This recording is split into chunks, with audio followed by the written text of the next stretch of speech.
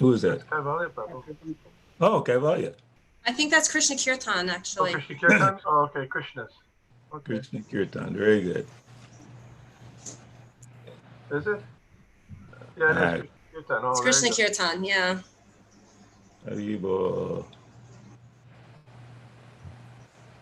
In Galaxy, who is that? Oh, Dr. Charles? Yes, Dr. Charles. Hare Krishna. Hey, Haribo. Oh. Long time. Hare Krishna. Haribo. Dr. Charles.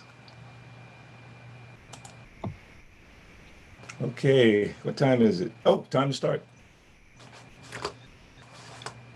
Should I start? Yep, it is all you.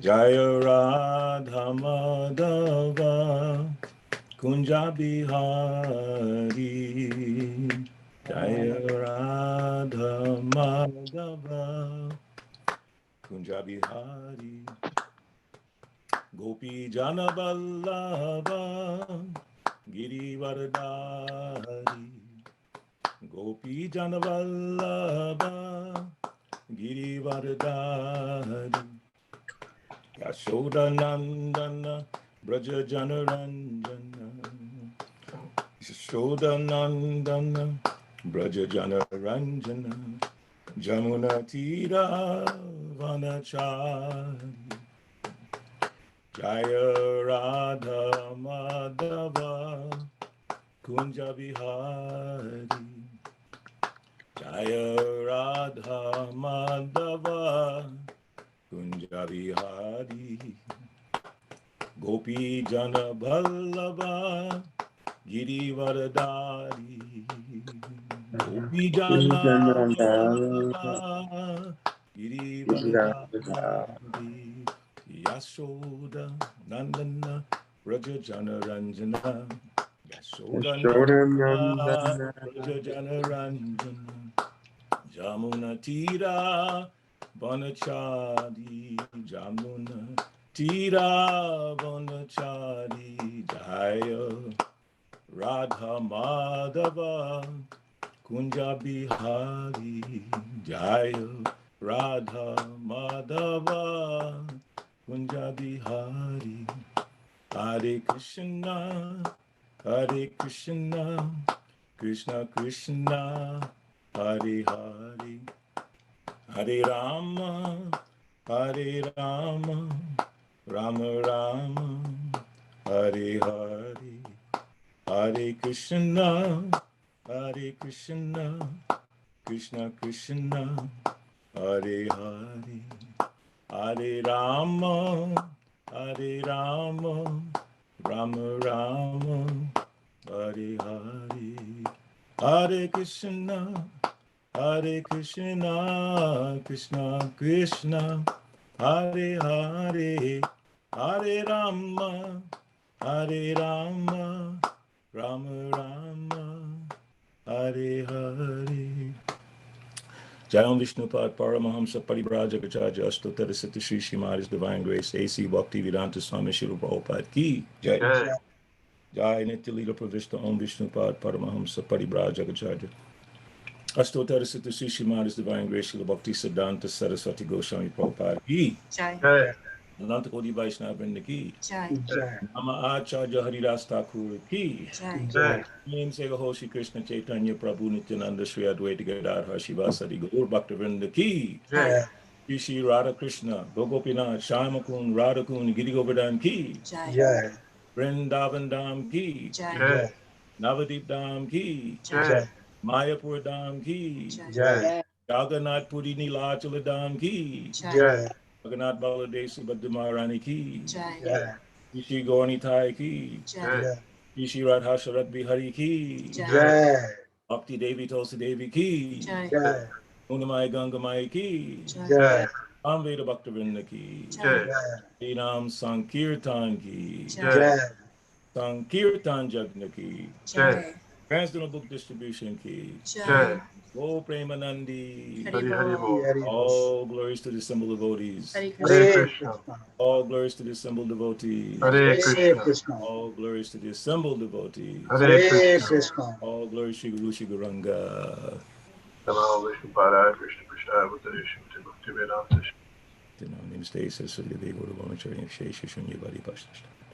Om Namo Bhagavate Vasudevaya. Om Namo Bhagavate Bhagavate Vasudevaya. Vasudevaya. Om Namo Bhagavate Vasudevaya. Om Namo Namo Bhagavate Bhagavate Vasudevaya. Vasudevaya. Om Namo Bhagavate Vasudevaya. Om Namo Namo Bhagavate Bhagavate Vasudevaya. Vasudevaya. So we're reading from the 10th canto, chapter 7, text 21 to 25. I hope that's correct. So Mother Vrindavaneshwari, can you read the first verses for me? Because my voice, I want to make sure I don't run out of steam. Gokulam sarva avrindan bushnam chakshu mishi rinubi triansu mahagora sabdena pradisho disha. Translation also. Gokulam, the whole tract of land known as Gokul. Sarvam, everywhere. Arinyam, covering. Mushnam, taking away. Shumshi, the power of vision. Renubi, the particles of dust. Irayan was vibrating. Sumahagora, very fierce and heavy. Sabdena, with a sound. Pradisha Disha, entered everywhere in all directions. Translation, covering the whole land of Gokul with particles of dust. That demon, acting as a strong whirlwind, covered everyone's vision and began vibrating everywhere with a greatly fearful sound. Next verse. Purport out. Trini Vartashura assumed the form of a whirlwind and covered with a dust storm the whole tract of land known as Gokul so that no one could see even the nearest thing. Muhurtam abhavad gostam rajashatam masavritam sutam yashoda napashyat tashminyata stavati yata. Muhurtam, for a moment, abhavat, there was, goshtam, throughout the whole pasturing ground, rajasha, by big particles of dust, tamasha avritam, covered with darkness, sutam, her son, Yashoda, Mother Yashoda, Naapashyat, could not find. Tashmin, in that very spot. Nyastatvati, she had placed him. Yata, where? Translation, for a moment the whole pasturing ground was overcast with dense darkness from the dust storm, and Mother Yashoda was unable to find her son where she placed him. Continue. Napashyat kaschanatmanam param chapi vimohita trina varta nishri stabi sakaradir upadruta. Not apashyat sa kashana, anyone, atmana, himself, param cha api, or another, vimohita, being illusioned, trini varta, Nishituba, thrown by Trinivarshatura, Shakar Rabiki, by the sands, Upadruta, and thus being disturbed. Because of the bits of sand thrown about by Trinivarta, people could not see themselves or anyone else, and thus they were illusioned and disturbed. Iti Kara Pavana Chakra Pam Shuvarsha Sutta Padvim Abala Vilakshamata Ati Karuna Manush Maranti Ashtata Bhuvi Patita Mrita Vatsaka Yatagao. Iti, thus, Kara, very strong, Pavana, chakra, by a whirlwind, Pamsu, Vars, when there were showers of dust and small dust particles, Sutta Padavim, the place of her son, Abala, the innocent woman, Avilakshya, not seen, Mata, because of being his mother, Ati Karunam, very pitifully, Anu Smaranti, she was thinking of her son, Asokat, lamented extraordinarily, Bhuvi, on the ground, Patita, fell down, Mrita Vasaka, who lost her calf, Yata, like Gao, a cow, Because of the dust storm stirred up by the strong whirlwind, Mother Yashoda could find no trace of her son, nor could she understand why. Thus she fell down on the ground like a cow who had lost her calf and began to lament very pitifully.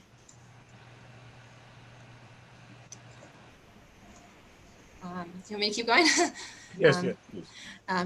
Rudi tam anu nishamya tatra gopyo brisham anu tapta diyo shrupurna mukya rudur anu palabya nanda sunam pavana uparata pamsu varsha vege.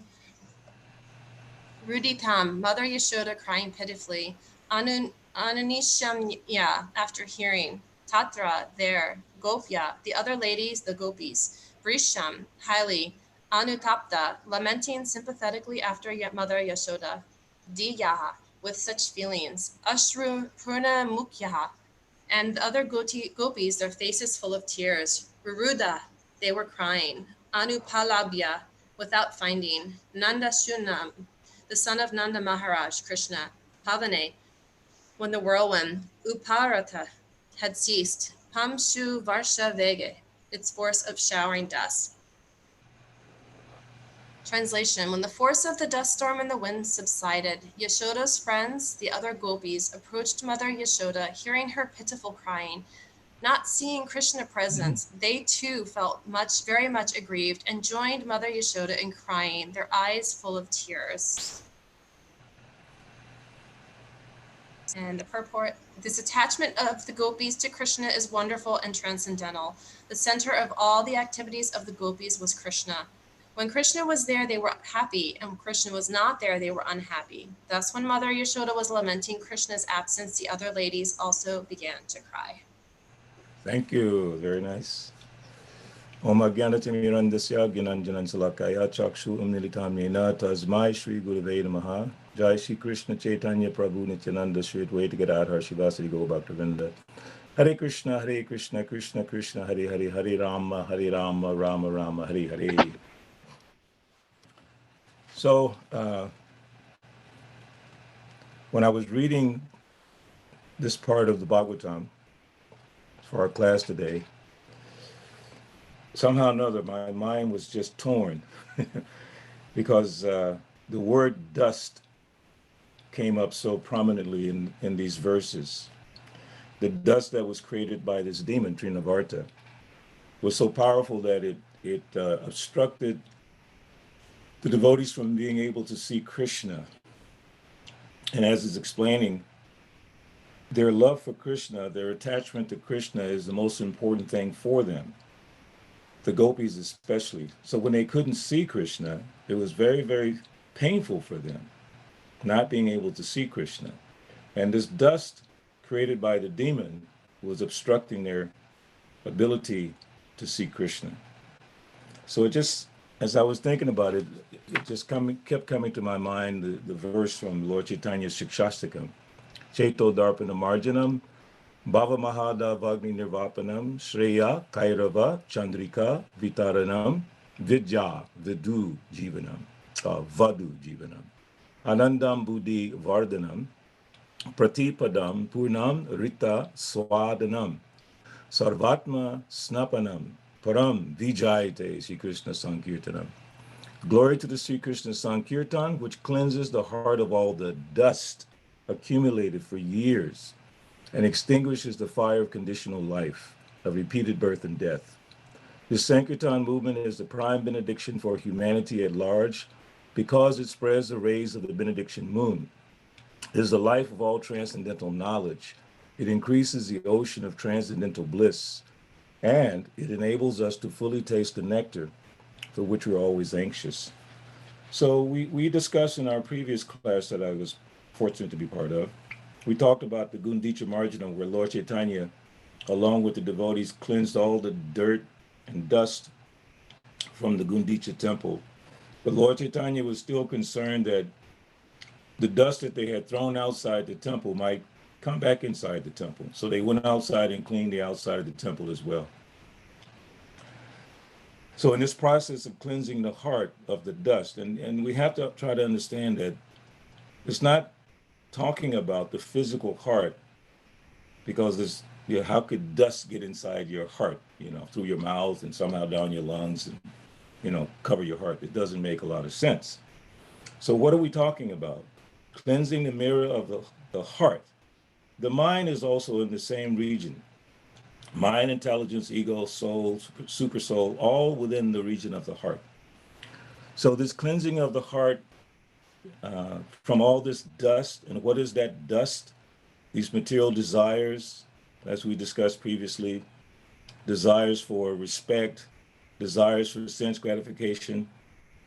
And the more we involve ourselves in these things, the more dust comes into our heart. More specifically, our mind. Our minds become polluted with all these material thoughts. The mind is always thinking, feeling, and willing. The mind is always trying to find something for sense gratification. That's why in that wonderful bhajan, Bhaja Hooray Manan Sri Nandanandana. So engaging the mind in devotional service of the Lord so that the mind will not wander off and become more and more polluted. And the intelligence also, because in the 5th canto, I believe, Srimad Bhagavatam, it talks about going into the forest of material enjoyment. And it describes how the intelligence becomes polluted by being engaged in so many material activities. So throughout the course of our life, we accumulate all this dust. The dust being material attachments, material desires, material aspirations.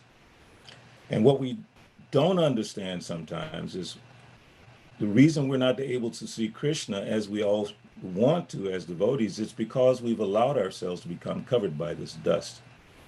And Srila Prabhupada gives this nice example of the elephants bathing. The elephant is covered with dust, and he goes into the river and cleans all the dust off himself, and then comes out of the river and throws the dust right back on himself. And we sometimes follow that same pattern. It's sometimes not so obvious to us as devotees, and I'm speaking specifically to us as devotees, and I'm speaking to myself as well. Sometimes it's not so obvious what those things are that are blocking us from seeing Krishna, because we're not at the stage where not seeing Krishna is the cause of our pain. The stage that most of us are in the neophyte position, is that when we don't have the material things that we think we want, even for the support of our common life, we feel unhappy that I need this or I need that, because the proof of it is we spend the majority of our time pursuing those things which are temporary. And it's no fault on our part, because we have to work in our life. Some of us have to go to school, we have to raise families. So we have to do all those things. And that's why in the Bhagavad Gita, Krishna is teaching Arjuna from the very beginning that you can do all those things. You have a right to perform your prescribed duty. The results should be given to the Lord. But at the same time you're performing your prescribed duty, think of me. Manmanad bhavamad bhakto majaji mam namaskaru. Satatam kirtayantu mam. Always think of me, chant my glories, even in the midst of your busy life. Otherwise, the dust will come. If we're chanting Krishna's glories all the time, then that dust will not affect us. That material accumulation will not affect us. Prabhupada is very clear about that. So the gopis, they're constantly absorbed in thoughts of Krishna, primarily in the mood of separation. They're feeling separation from Krishna. In fact, what is that? They curse the Lord Brahma, the creator. What kind of creator are you that you created eyelids? Because when the eyelids close, we can't see Krishna. You're not a good creator. You should have come up with some other scheme, which is not a good scheme, because that little second, I can't see Krishna. That's how absorbed in Krishna they were. And we can see that we're not there. We aspire to come closer and closer to Krishna by devotional service. And Krishna gives us that opportunity through the process of bhakti yoga, devotional service. And then as we practice devotional service, we automatically cleanse the dirt from our heart. Or actually, the Lord himself does that for us, as explained in the Bhagavatam, 1st canto, 2nd chapter, text number 17. Yes. Srinvata Swakata Krishna, Punya Sravana Kirtana, Hridyantastu Yabhadrani Vidunoti Srisatam. So in that verse it's saying the Lord is in your heart. And when he sees that you've developed the desire, the urge to hear about him, he cleanses the desire for material enjoyment from the heart. The Lord does that for us. In fact, we don't have the power to do that. We're too caught up in this material world. We've been here so long. We actually have no idea how long we've been here. But we've accumulated so much dust, so many material desires. So the Gopis, they spend their time thinking of Krishna. When Krishna goes away to the forest with the cowherd boys, the Gopis and all the residents of Vrindavan are very unhappy because they want to see Krishna. So I was reading in the Krishna book just the other night, and it just this stuck with me very nicely. It says, when he plays on his flute and calls the cows with Balaram, the river Jamuna stops flowing and waits for the air to carry dust from his lotus feet. But the river Jamuna is unfortunate like us and does not get Krishna's mercy. So this is the Gopis they're talking during the time of the Rasa dance. They're meditating on Krishna.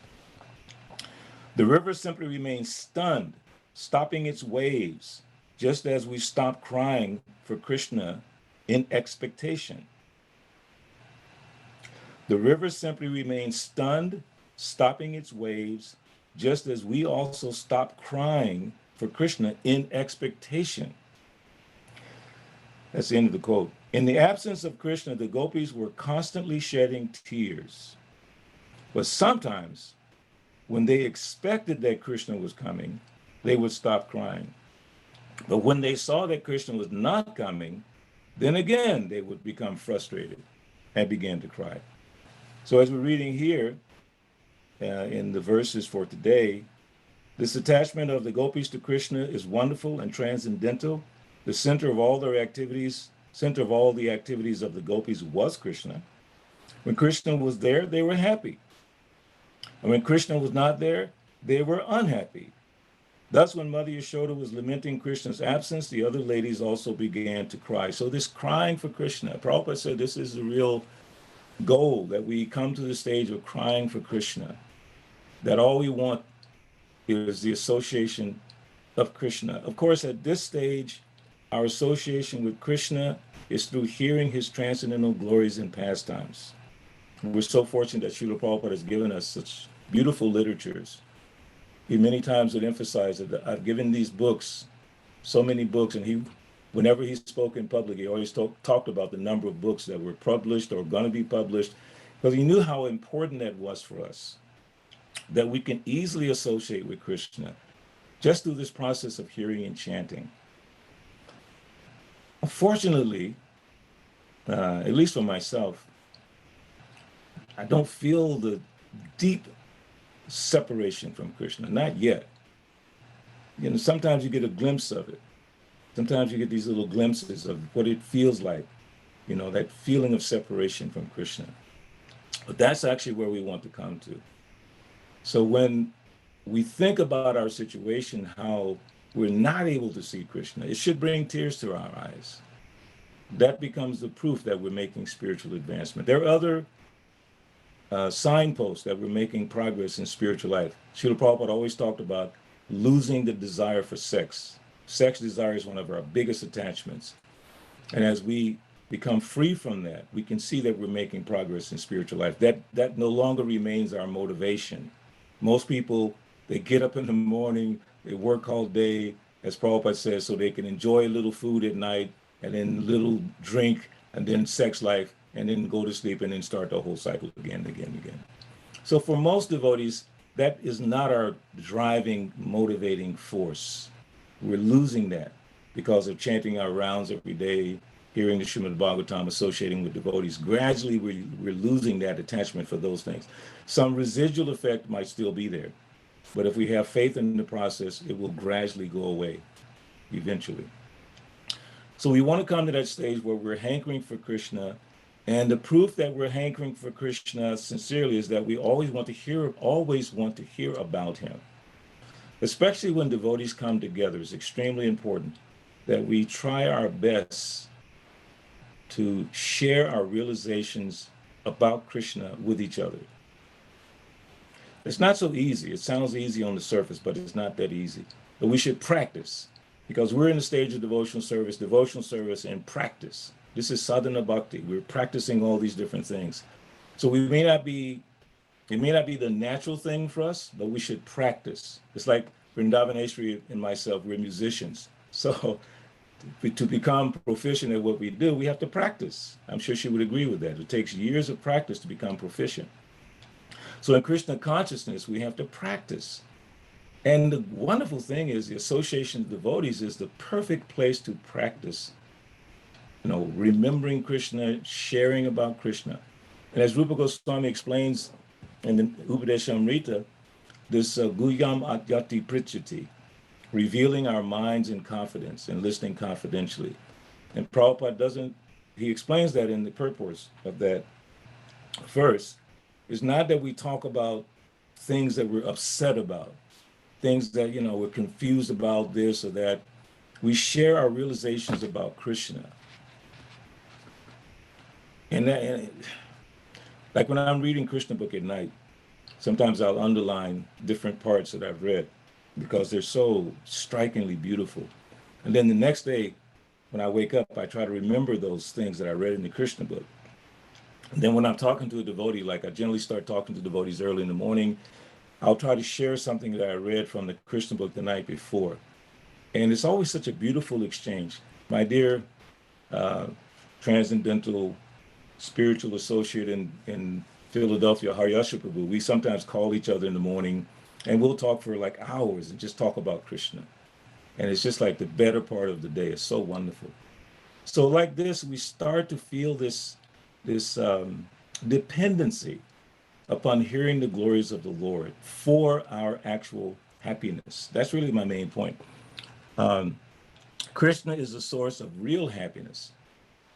Also, that verse, the Shikshastakam prayers is saying, it is a life of all transcendental knowledge. It increases the ocean of transcendental bliss. And it enables us to fully taste the nectar for which we're always anxious. We're always anxious for nectar. But the real nectar is in glorifying Krishna, hearing his glories, sharing his glories with others. That's the real nectar. And we have to come to that realization that nothing else will satisfy us completely, and nothing else can free us from the shackles of material desires. So that dust that's preventing us from seeing Krishna nicely gradually will disappear. That is the great hope, that by this process of hearing and chanting and remembering the glories of the Lord, associating with devotees, performing devotional service, as Prabhupada says, the 9 kinds, or at least one, doing it nicely, we can gradually start seeing Krishna. So what does that mean for us, seeing Krishna? Rupa Goswami says that the perfection of the eyes is to see Krishna and Balaram entering into the forest of Vrindavan. Entering into the forest of Vrindavan, seeing them. It's so funny, one time, many, many years ago, my godbrother Rasanath Prabhu, maybe Vishnu Gadar remembers him from Atlanta. He's one of the original artists for the Fate exhibit in Los Angeles. So I had this vision. Every time I thought about this, seeing Krishna and Balaram entering into the forest, I used to have this little dream-like vision. So I described it to him, and he drew it out exactly what I was seeing. And what I was seeing in that vision was I was in the forest of Vrindavan, and I was pushing back the bushes, so I could see Krishna and the cowherd boys, and they were all sitting there. And that, somehow or another, that little thought kept coming to me, and he drew it out, and I said, wow, that's exactly what I was meditating on. Of course, that's not what I'm seeing. I'm not seeing Krishna. I'm not trying to say I'm seeing Krishna, but that's what I was feeling in my heart, that attraction to want to be able to see Krishna. That's another thing. To want to be able to see Krishna is also a blessing, okay? That we desire that one day, hopefully, I can see Krishna and Balaram and the devotees. So in that way, Mother Yashoda, she's lamenting because of the dust that's blocking her vision. She can't see Krishna. And another point being that the devotees are so merciful that they came to her. It says, when Krishna was there, they were happy. and when he was not there, they were unhappy. Thus, when Mother Yashoda was lamenting Krishna's absence, the other ladies also began to cry. So all of these residents of Vrindavan, they're absorbed in this mood of loving Krishna, seeing Krishna, being with Krishna. Whenever Krishna's not there, they're not happy at all. Their minds are not peaceful. So that's the stage that we're working towards through our practice. We have to have some goal in our practice. Of course, the goal should not be for our personal sense enjoyment. The goal should be to please Krishna. And Krishna is very happy, as that Bhagavatam verse, 1st Canto, 2nd chapter says. When he sees that we've developed the urge to hear about him, he becomes very pleased. Prabhupada also describes like that. When someone, if I call your name, if I say your name and I glorify you, any one of us would, at least appreciate if someone says something nice about us. So why not Krishna? Why would Krishna not enjoy the devotees speaking about him, glorifying him? Then he blesses us. So those are some of the thoughts I had on this part of the Bhagavatam. Again, focusing on the concept of the dust that's blocking our ability to see Krishna, as this Trinavarta demon is creating this incredible dust storm so thick that nobody can see each other, but to speak of seeing Krishna. And you can notice they're not lamenting about not being able to see each other. They're lamenting about not being able to see Krishna. That's one of the other points. They're very concerned that they can't see Krishna. Like when Krishna would go to the forest of Vrindavan with his cowherd boys and the calves, the gopis would think, they would meditate on if Krishna's going out in his bare feet, he might step on a prick or something, his feet may become hurt. They were always thinking like that, always thinking about Krishna. And then they were feeling that sadness or that lamentation. So that feeling of lamentation, not being able to see Krishna, because they're thinking of Krishna, is equal to being with Krishna. Feeling of separation, because it says Krishna never left Vrindavan, although he did so-called leave Vrindavan, because the residents of Vrindavan, they were always thinking of him. And the thinking of Krishna is the same as being with Krishna. It's like chanting his holy names. Krishna is there in his holy names.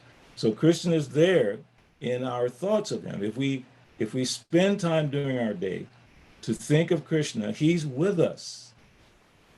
We may not understand that in the beginning, but it's a fact. In fact, our peace of mind depends upon how much we begin remembering Krishna. So that remembering Krishna comes from hearing and chanting. Shravanam, Kirtanam, Vishnu Smaranam.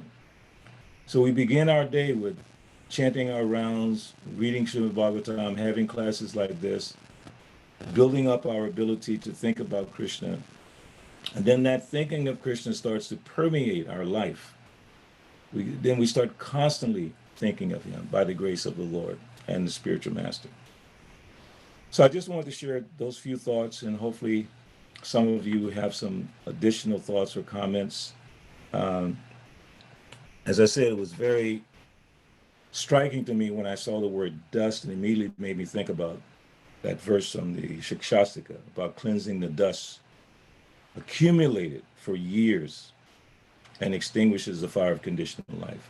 So this Sankirtan, this chanting of the holy names of the Lord, cleanses the heart of all the dust accumulated for years.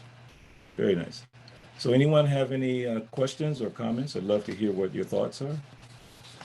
Please don't be shy. Yashoda Prabhu has his hand raised. Yes. Hare Krishna Balabhadra Prabhu, thank you for your class Thank you, and Vishnu. remembering about dust. I had a couple of questions. One, I'll just say one. We hear about Vaikuntha as being a place where there's no anxiety, and that a person who's on the spiritual platform, Brahma Bhuta Prasanatma na Sochati na Kankshati, they're blissful and they don't have any hankering or lamenting. But here we see Mother Yashoda's unhappy, and the gopis are unhappy. So I thought they were supposed to be free from anxiety. What about that? So that it's the miscalculation about what is happiness, what is not happiness. So for one man's food is another man's poison. So their so-called unhappiness is their happiness. But in our estimation, that is a very sad situation. The gopis are crying, lamenting. So tears, we automatically think when someone's crying, they're crying about something very sad. But there's also tears of joy. We know that within the mundane world, people have tears of joy. Like sometimes things are so wonderful, you just go into tears.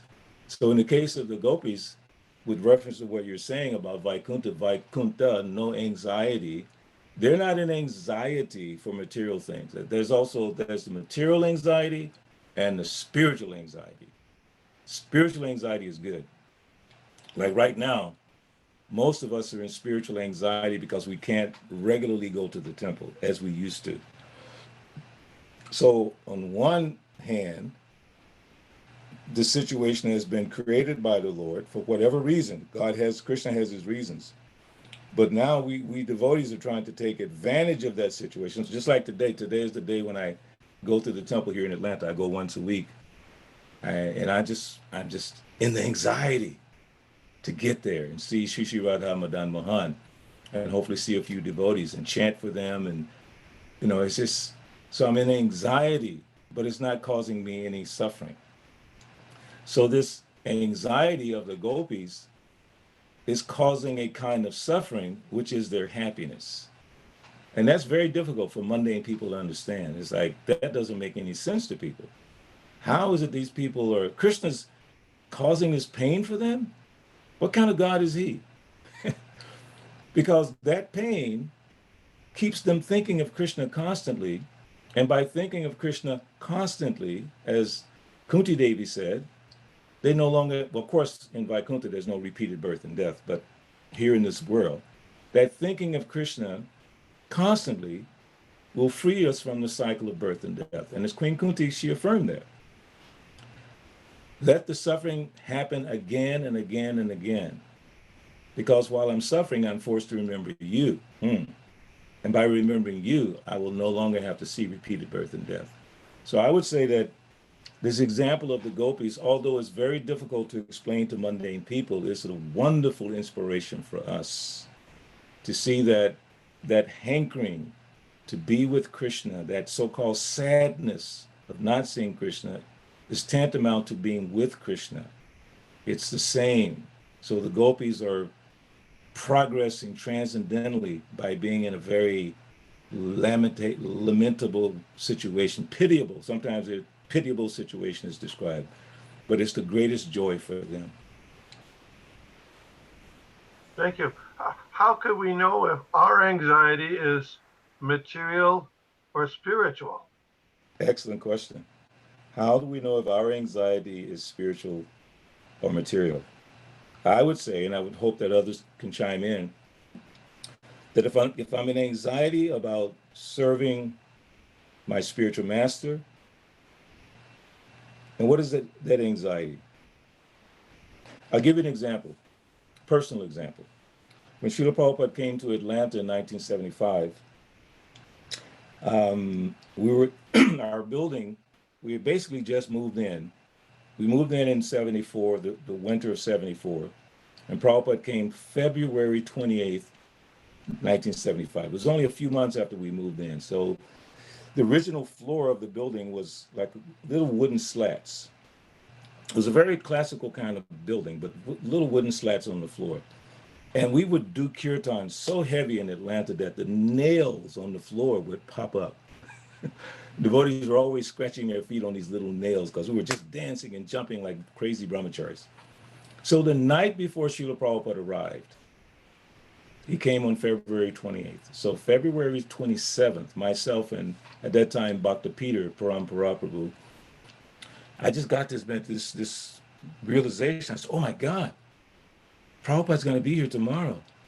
And all these little nails, he's going to scratch his feet. And I'm not exaggerating. My mind was completely disturbed. So much so that Parampara and myself crawled around the entire floor of the temple and knock down all the little nails. And every time we were doing that, we were thinking, so that Prabhupada won't scratch his feet. That's anxiety. But that anxiety, I have to say, really helped me make spiritual advancement, because I'm still thinking of it today, and it gives me joy, even today when I think about it, how we crawled on our hands and knees, just making sure, and we rub our little fingers to see if there was a nail, just so Prabhupada wouldn't hurt his feet. So that's, for me, an example of anxiety, spiritual anxiety. Material anxiety is what we're facing right now with the coronavirus, okay? Every pain, every cough, every headache, checking our temperature, we're in total anxiety, most of us, about this situation. Now, not to downplay or minimize it, because it's a very serious situation, but we have to admit that we probably spend quite a bit of time being concerned about that. Now, being concerned about that for the sake of serving Krishna is one thing. That hopefully I can have decent health so I can serve the Lord. That's one thing. But just being absorbed in it, because it's easy to be absorbed in it now. It's on the news 24/7. Everybody's talking about it. Devotees are all talking about it. But we have to be careful not to speak about these things out of context in devotional service. I wish I could remember this verse from the 10th canto, but a devotee pointed it out to me. And that verse says to this effect, that as long as you have life and intelligence, you should try to live. I'll look that verse up and maybe post it for y'all later, but as long as you have intelligence and life, you should try to live. So a devotee should try his or her best to live in the midst of all these anxieties, but we should not become overly absorbed in that, separate from serving Krishna. Of course, we don't want to get sick, because that will impede our service to Krishna. That's a good anxiety. Let me try to stay as healthy as I can so I can serve Krishna. But in the event that I become sick, still let me try to serve Krishna. So the difference to me, Vishnu, is that if I'm in anxiety about serving the devotees, serving the deities, serving Srila Prabhupada's mission, that's good. If I'm in anxiety about things that are just for my sense gratification, that's bad. As it said, what does it say in that verse in the purport? Yes, when Krishna was there, they were happy, and Krishna was not there, they were unhappy. Thank you. Good example with the temple floor. I like that. Very nice. Thank you. Thank you, Prabhu. Anyone else? Ram Kumar? Yeah. Hare Krishna, Prabhuji, Dhamma Pranam, all glories to Srila Jai Prabhu, all glories to Prabhupada. Yeah, Prabhuji, regarding Trinavat, so like I was going through the Sri Chaitanya Sikshamrita by Bhakti Vinod Thakurji Maharaj. So for other demons, he has given the reference saying that like pride, deceit, harming others, cruelty, represented by Kaliya, must be given up by the devotees. And any type of conflict such as argument, disagreement, or other sampradayas, malice to devatas, fighting, or represented by the forest fire. Pralambasura represent lust for women, greed, desires for worship, and position that must be given up. And for the Dhenuka also given, complete ignorance of the truth, originating from the spiritual material intelligence, lack of a spiritual intuition, foolishness, which is contrary for the spiritual knowledge, is represented by Dhenuka. So is that this Trinavat also represents something, or that we consider ourselves like it is also one kind of anartha, which represent to our inner, like the bad qualities. Well, you mentioned about Trinavarta, and that was my dilemma when I was preparing for this class, because Srila Prabhupada doesn't say, he didn't compare the dust in Vrindavan to the material desires in our heart. He's specifically talking about the gopis, the residents, not being able to see Krishna. So that's why in my mind I kept going back to the word dust, because that's what really stuck out to me. And I didn't want to take the liberty to say, here is my example, because Prabhupada doesn't mention that in the purport, okay? He doesn't mention, and I was reading to try to find it, and I read the Krishna book pastime to see if it was described like as you're saying. So I took the liberty to put it into that context, that this dust represents those things that are blocking our ability to see Krishna. So that's just me speaking. That this dust is blocking, that is analogous or similar to the material desires that are preventing us from seeing Krishna properly. So the other examples, you mentioned from Srila Bhaktivinoda Thakur's book, is that what you said? Yeah, that is Chaitanya Shikshamrita. Yeah, so those are very beautiful examples to help us visualize how these things work and these stories and pastimes, how to put them in a certain context. But as you practice yourself, you will get realizations, because that's the process of devotional service. Te sam satata yuktanam, bhajitam pritipurvakam, dadami buddhi yogam tam, yonamamu puyantite. Dadami buddhi yogam. So Krishna gives us the intelligence. He's in the heart, super soul, sarvashachaham rishani visto, matasmatir gyanam apohanam cha, vedaischa savaraham eva veja, vedantukrit veda vedevacha. He's in the heart. And he's giving us the understanding. So when we're reading Srila Prabhupada's books, that's why it's important to come together, because we're all having different realizations about the same thing based on our spiritual advancement. So Srila Bhaktivinoda Thakur's understanding of these pastimes compared to our understanding, we're just like very small. And he's seeing it on a grander scale. So when we read these things, like I said, for me, it was a blessing that as I was reading the verses for today and that word dust came up, it made me think of the Shikshastakam, first sloka, which is a blessing. I could just be thinking about making money. I could be thinking about sense gratification. I could be thinking about the coronavirus. But now Krishna made me think about Shikshastaka. That's wonderful. So then I'm comparing this pastime of Trinavarta, creating this horrible dust storm, to the horrible dust that's within our heart. So that was why I spoke of it like that. But thank you for sharing those wonderful quotes from Srila Bhaktivinoda Thakur. Anything else, Prabhu? Thank you so much for clarifying. Hare Krishna. Thank you, Prabhu. Anyone else?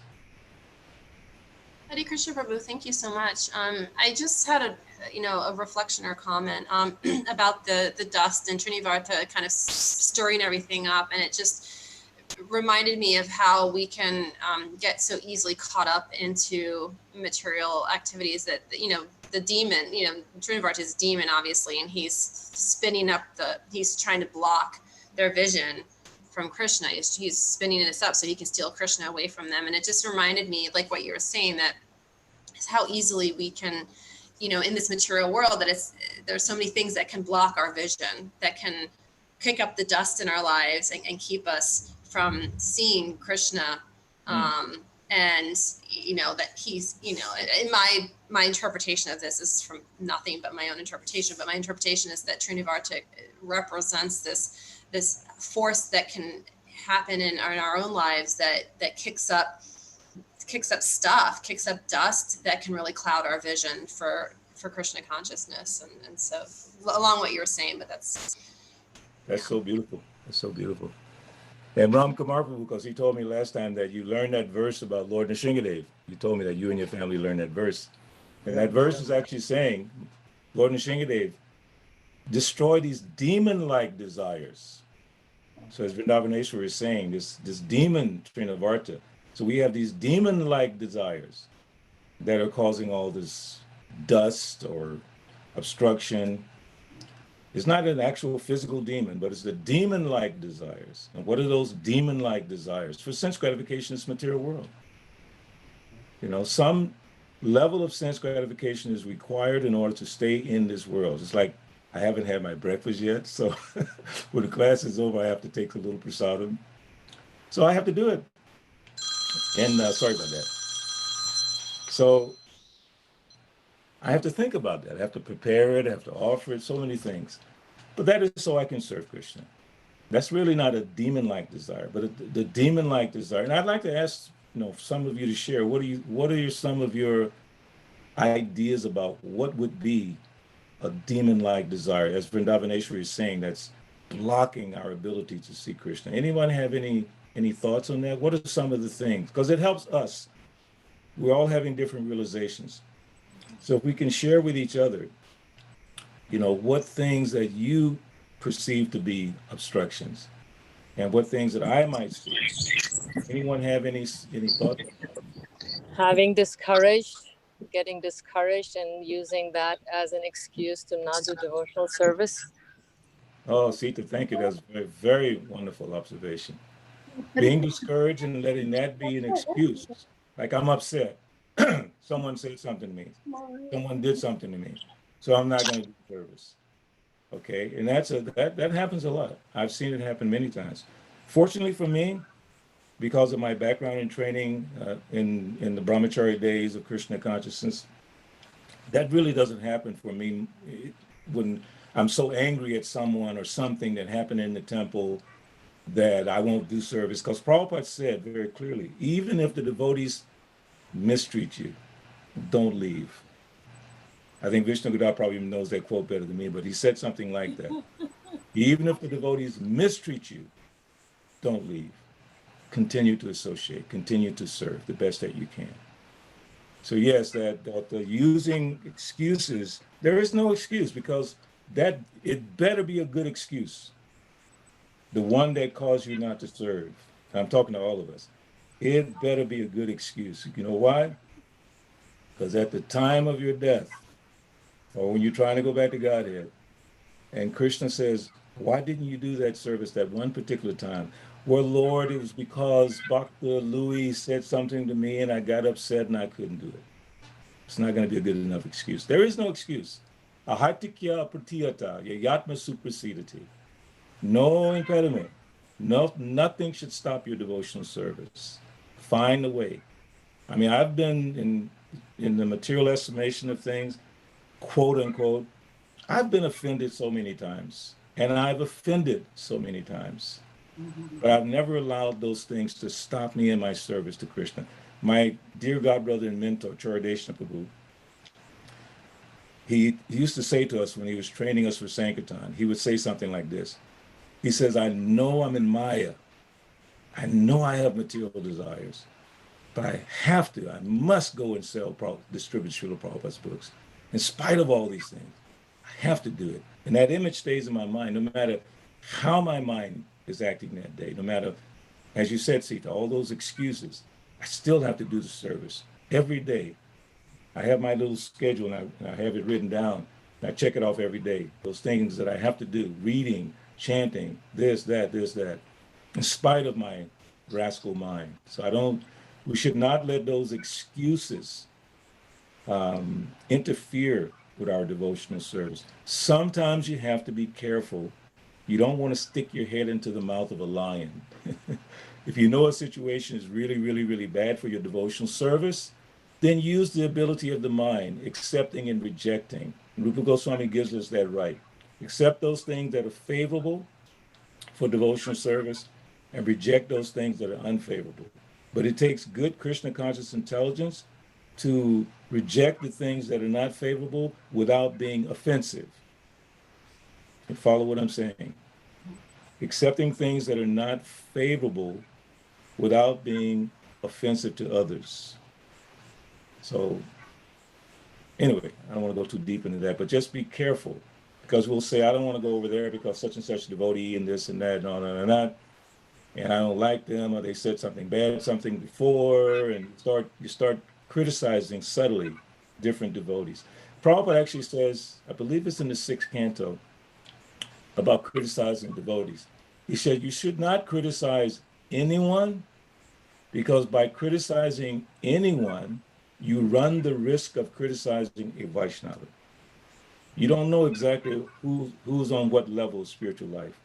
So the best business is take care of your own spiritual business and not criticize others. So that will limit the scope of that fault-finding mentality that we all have, which is sometimes blocking our devotional service. And that becomes, as Sita was saying, like an excuse. So we want to get away from excuse making why we don't do a devotional service. There is no excuse. You can find a way. I remember in Philadelphia, and I don't know, maybe Vishnu, it might have been before your time, but there was a devotee there when I came there in 1975. And I remember the story about this devotee. He was in a wheelchair. I don't know his name. I just see his my vision. Shimona Puya, was it? Could have been. Yes. Because he was in a wheelchair. And I heard this story. Maybe it's true, maybe it's not, but it inspires me. They would put him out on Sankirtan in that wheelchair. In Philadelphia, unlike Atlanta, gets really, really, really cold. Yeah. And one time he was in that wheelchair on Sankirtan and they forgot to pick him up. And he was still sitting there in that wheelchair in the freezing cold trying to do his Sankirtan. Even to this day, when I think about it, it just brings tears to my eyes. It's like unbelievable. I remember seeing that devotee. That impression is so amazing. So he didn't take any excuse. Okay, he found a way. Anyway, anyone else? Sita, I'm sorry, Sita, did that address what you were saying?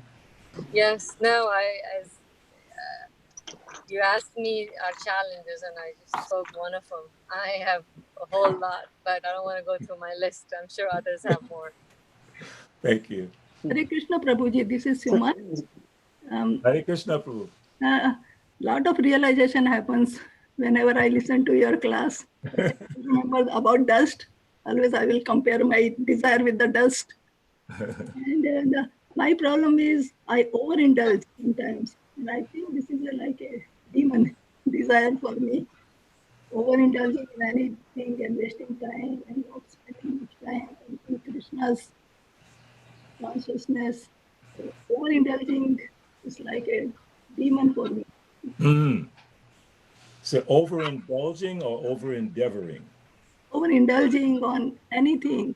When I want to learn something, I keep learning, and spend more time than I should. Overindulging, like Rupa Goswami says, over-endeavoring for mundane things that are very difficult to achieve. So, yeah, that happens to us.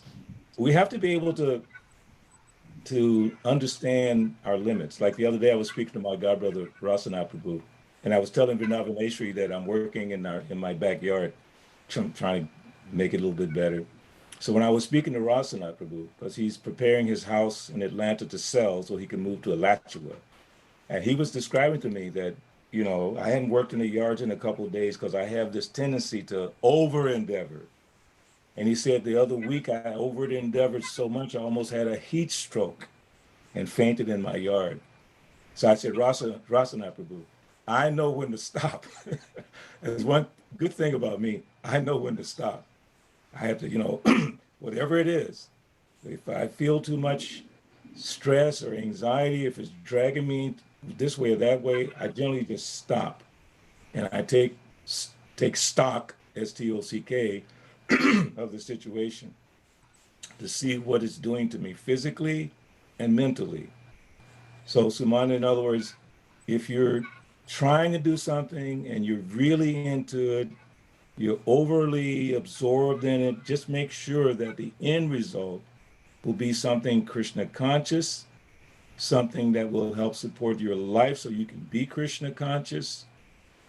But over-endeavoring for mundane things that are difficult to achieve, you have to know your limits. You know, I know my limits in different areas, like in speaking or music or business or interpersonal dealings with people. And another thing is, when you understand your limits, I kind of say it like this: when you know what you don't know,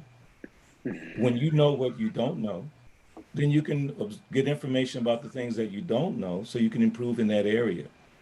So just to be overly absorbed in mundane things is not good. Okay. But to be absorbed in Krishna conscious things, over-endeavoring for Krishna conscious things. I'm trying to process that. Can you over-endeavor for Krishna conscious things? Vishnu Gadaprabhu, you still there? What can you share on that? Is it possible to over-endeavor by Krishna for Krishna-conscious things? Anybody?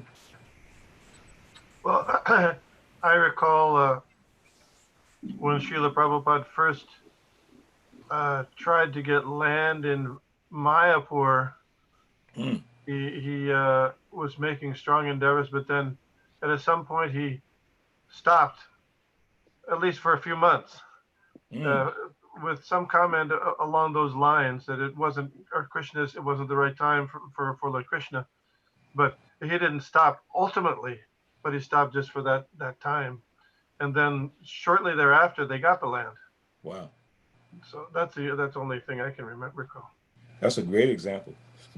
It reminded me, not the same example, but a different example of over-endeavoring for so-called Krishna-conscious outcome. When our temple president in 1973, 74, 75, 76 was Balavanta Prabhu. And he ran for mayor of Atlanta as the temple president of Atlanta. When I joined the temple, it was in the midst of his campaign to be mayor of the city that I'm from, Atlanta. So it was a big endeavor. I mean, the whole temple, everybody was involved in it. And Prabhupada loved it. Prabhupada saw a picture of Balavanta with a shirt, tie, jacket, and a dhoti. It came in the newspaper in Bombay, and Prabhupada was so proud of Balavanta. And at one point, Prabhupada asked Balavanta to come to New York. He said, I want to talk politics with you. I want to speak politics with you. So when Prabhupada met with Balavanta, he told Balavanta, you will be president in 10 years. This is like 1974, 74. You will be president in 10 years. Check this out. The very next year, I believe it was within that time frame, Amarendra Prabhu ran for city council or something like that in Gainesville. And that's when I first met Seshadas. He was Bhakta Seth and I was Bhakta Ben. So they sent us down as two African-American devotees to campaign for Amarendra. And we went to every door, every African-American door in Gainesville, we went there, asking them to vote for Amarendra. But I noticed something. We went to a black church one Sunday for them to speak, and they drove up in a limousine. Now, Balavanta used to ride on top of this big old truck and all that, but I saw these devotees coming in a limousine. I was thinking, that's interesting. Shortly after that, Srila Prabhupada wrote a letter to Balavanta stopping the political campaign that Prabhupada himself said Balavanta would be president in 10 years. Prabhupada noticed that they were over-endeavoring in a mundane material way. And he told Balavanta in the letter, I still remember it, he said, stop the campaign. Better you focus on the Krishna consciousness of the devotees there in Atlanta. Forget about being president. It's just too much. Because that arena, especially the political arena, is so contaminated. Just imagine, if you're a devotee and you become president of the United States, how are you going to stop animal slaughter? You can't stop it immediately. Practically, you can't stop it. How are you going to stop the production of alcohol and all those kinds of things? It's not going to happen. So to endeavor for that, for the most part, without the foundation of a Krishna conscious society, is an over endeavor. It's not worth the time. So we have to know when to back off, how far to go with these different things that we're trying to achieve in life. So that's a great example, Vishnudev, where Srila Prabhupada himself said, no, that's not proper. Another small example is the devotee wanted to learn Hindi. It must have been a Western devotee. I remember this letter. He wanted to learn Hindi. And Prabhupada told him, go to Bombay. They speak English. Don't waste time. He wanted to waste his time learning Hindi. And Prabhupada said, don't waste your time. Go to Bombay. They already speak English. You go there. Don't waste time. So another example is some of the Krishna conscious artists wanted to study the paintings of the masters so they could become famous artists and Krishna. So, but the purpose was so that Krishna art would become, accepted and known all over the world. It was for Krishna's service. And Srila Prabhupada stopped that. He said, no. And he gave the example of a Brahmin who was very hungry. And he went by a Muslim's house, or maybe a Chandala or a Muslim's house, and he said, well, can you feed me? And he said, yes, I'll feed you. And so he gave him some food, but there was hardly any there. And he said, that's it? And he said, I've lost my caste, and I'm not even satisfied. I'm not even full, from the mood. So similarly, if you study very carefully the masters, you'll lose your Krishna consciousness, and you probably won't become famous anyway. So That's a great example. I was, Yes. I was thinking that sometimes we get a sanction to do a particular service, Mm. and we go to do that service, and we're really trying to do it nicely. But sometimes, maybe to the weakness of heart of us or whatever, and Krishna sanctioned it, but Krishna changes his mind. And when Krishna changes his mind, we don't really know what it is that we're doing. But then I think it becomes an over endeavor, because although it's a spiritual quest, and I'm thinking that from my own particular experiences, later I just tell you, but authorized, sanctioned, do it, and you're doing it. And then you find out that at a certain point, well, Krishna, what's happening?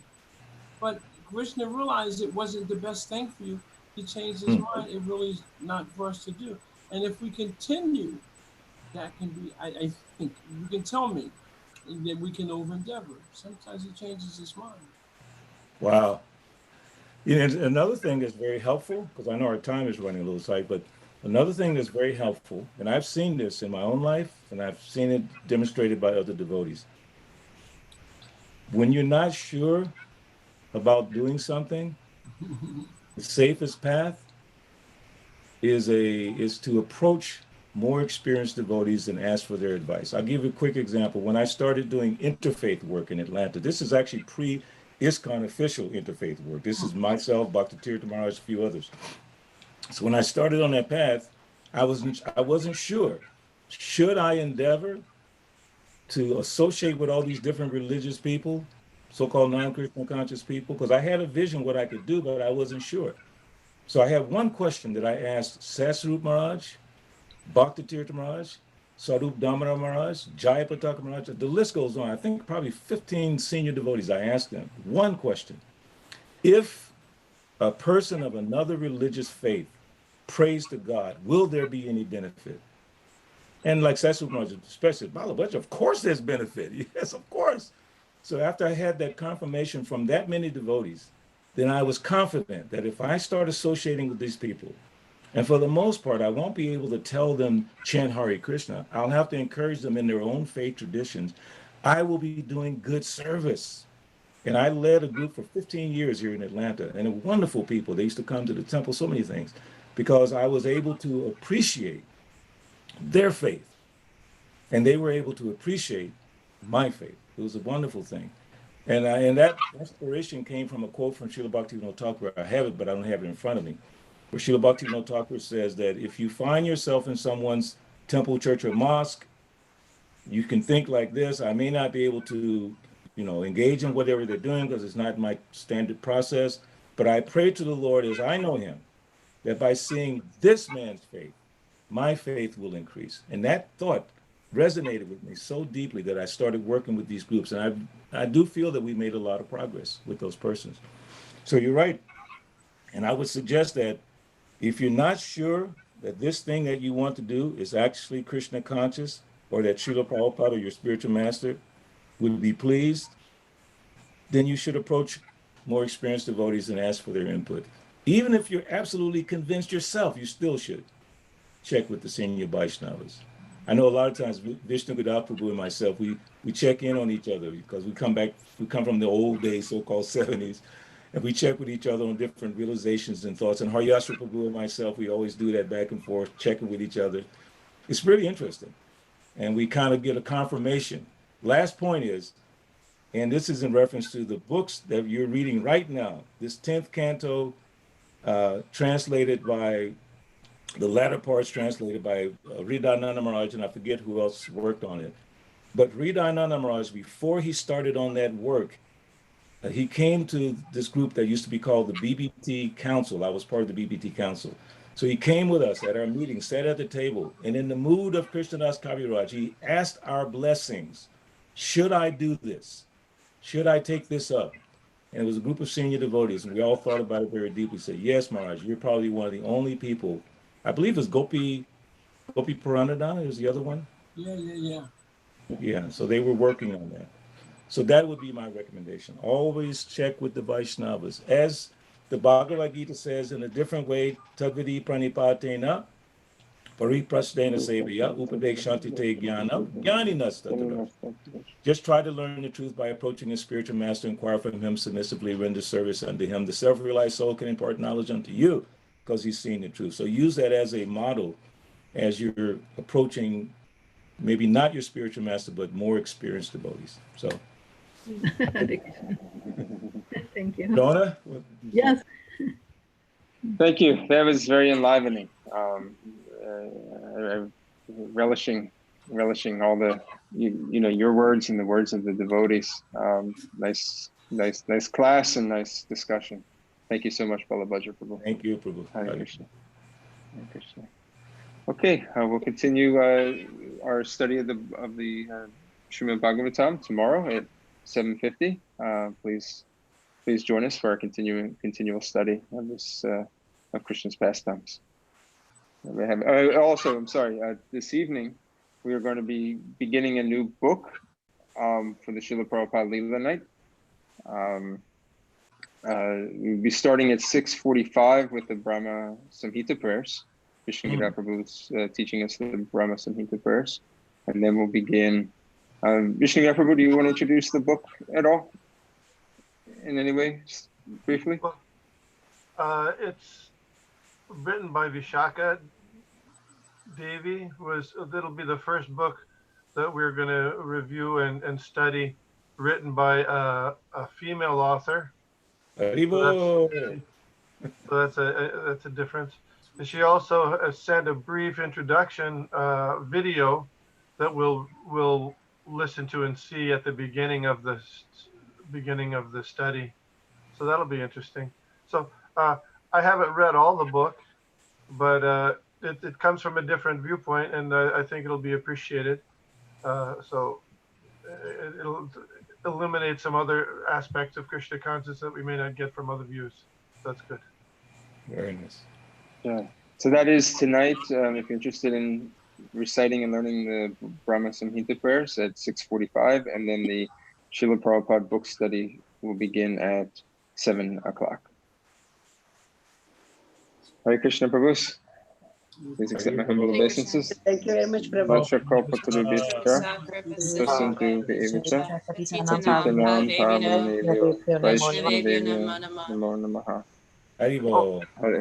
One other thing I want to add, Dronacharya Prabhu, is that when we do this study, it's a little different than the regular classes, because in regular classes usually we